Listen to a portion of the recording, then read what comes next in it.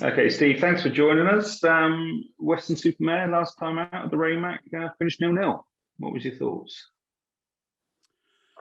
Well, my thoughts were it certainly wasn't a classic. We know that. I thought for the first time since the start of the season, we were able to put out a side that I knew would do us justice.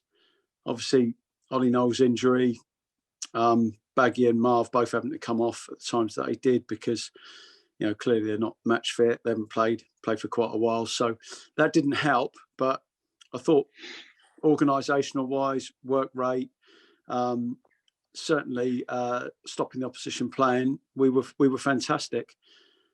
We didn't create enough, we know that.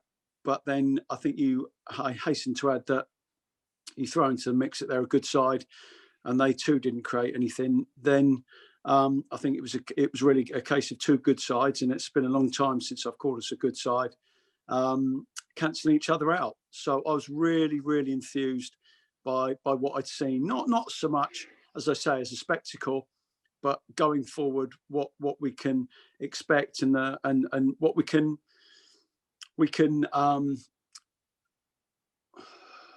put together, so to speak, with the players that we have, and then obviously, understanding what is required going forward to improve that side. And I think that was the first game where I could actually see the wood from the trees and understand. Right, this is the side that we've got. These areas that we need to improve upon. And there are areas, there's no doubt about that. But we have a foundation and we have something now to build from, which, since probably the first game of the season, I haven't felt we had. We were joined on that day by matchday sponsor Ian Ridley of Floodlit Dreams. It was nice to see Ian around the club again, wasn't it? Yeah. I think your old mate. Yeah. I think he enjoyed it, and I think he's looking to obviously, hopefully, sponsor some more games and and do his bit certainly for to provide some much needed funds to keep the club going. So it's good to see him, and it's always nice to have a chat. Yeah, nice to catch up. Yeah, you mentioned earlier Balbaghi, who signed for us just before the Weston game. Yeah. I mean, obviously, we freed up a little bit of money with obviously Jack Ball and Harry Baker going, and we were able to use that to bring in Mr. Balbaghi. And I thought he was, for 75 minutes, considering he hadn't played for 5 or 6 weeks, hadn't had any sort of match practice at all. I thought he was absolutely fantastic. Gave us some balance, gave us a shape. When he got in good areas, he used the ball brilliantly. And he's not someone who's trying to learn the game, which is what we've done prior to his arrival. He's someone who knows the game, and it was you could see the difference he made. So certainly out of possession, I thought he was excellent as well. So really pleased with his input Saturday. Also on the departure side, we've had obviously had Jack Ball go. He's gone off to Farnborough. We've had Harry Baker. He's left, but as of now, I don't think he's got another club yet. But I'm sure that won't be long because he is hungry for match time, isn't he? Yeah. No, I mean, we touched fleetingly on Jack. Jack's gone to Farnborough. Good luck to him. I mean, they're going for it. They're going to be very close. They're definitely going to be in the playoffs. With all due respect, that's going to be a difficult proposition for us. So it's an hour and a quarter closer to his home. I don't think that they've asked him to train. So in every aspect, it works for him. Obviously, they're going to be paying him a lot more money than us. That's fine. Got no issues with that. So it works for Jack. Jack is, as I say, the main bone of contention was that Jack has got stuck on a job, and he thought we gave it 2 months with Jack to try and make it work. But unfortunately, his gaffer after those 2 months said that we're going to be stuck on this job for the next 3 or 4 months. There's nothing I can do about it, and I can't afford for you to have the time off. So, from our perspective, no training, no games through the week. It's going to be difficult for us. So Jack's gone with our blessing, as I say. I wouldn't rule out Jack coming back. We've still got a great relationship. He's a super bloke, but he was just caught in the crossfire of work and and trying to play football. And we, as I say, that hour and a quarter either way, it's 2.5 hours he saves on his journey. It's going to make a huge difference to him. Yeah, indeed. And Harry departing. Yeah, Harry it was really unfortunate with Harry because Harry looked fantastic pre-season, got himself in great shape. We had a really good season with Harry, and then he got injured in the, I think it was a Southampton game against the under-21s. And then he was out for 2.5 months, and he came back too soon. His hammy popped again. He was out for another sort of month and a half. And it's never really managed to get his match fitness, match sharpness back. And he just came to me and he said, look, Gaffer, I need to leave and go and play some games, just play every week regularly. So I know I'm probably not going to get that here at this stage. And said, no, Harry, you're not.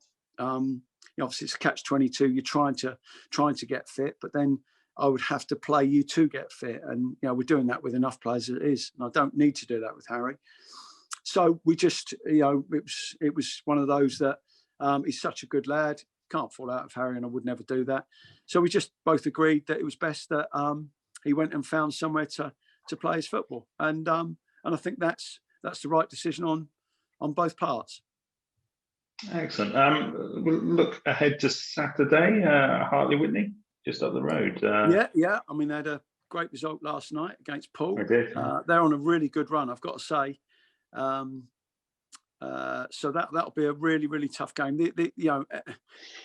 Any game at Hartley Wintney is tough, simply because you've got the surroundings, you've got the pitch. It's a difficult place to play. The pitch, by their own admission, the pitch at this stage of the season won't be great. Be a bit higgledy-piggledy, a bit bumpy. It won't really allow people to play an awful lot of football.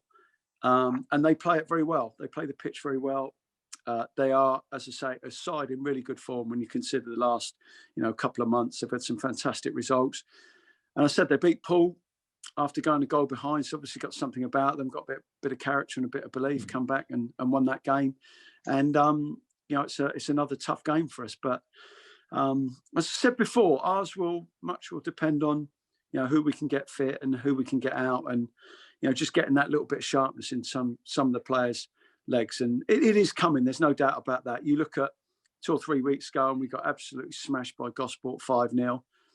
And, Saturday we draw against a side who have beaten Hayes. And last night, we'll feel they're a little bit unlucky not to beat Farnborough, the top side. They got pegged back in the last minute after having a player sent off. So, that just shows that they are a good side, and we were more than a match for them Saturday. So we're getting there. There's definite improvement. I think, as I say, it feels like it's been an awful long time since we've been able to put out a side that can stand its ground. But I'm hoping, that 1 or 2 come through the fitness test tonight and Saturday, and we can put out another strong side like we did Saturday. I've just got a note here that a positive for us. You mentioned Hartley's pitch. We've got 2 weeks rest for the pitch here at the Raymac, which is pretty welcome, isn't it?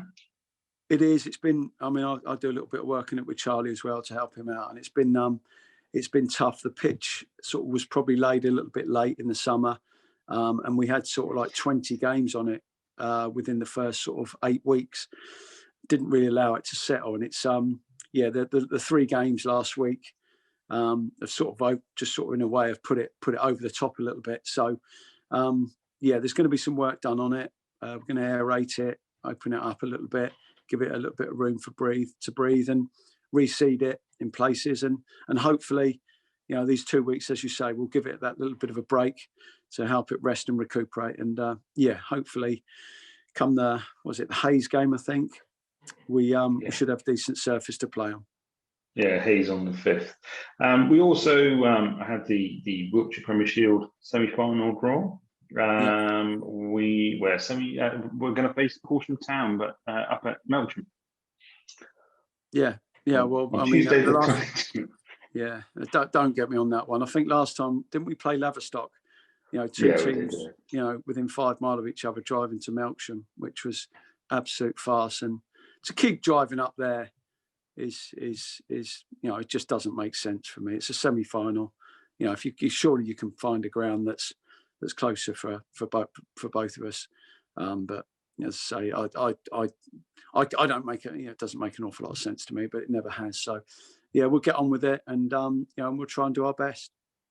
Yeah, hopefully see a final. That's Tuesday, 22nd of March, kicking off at 7:45.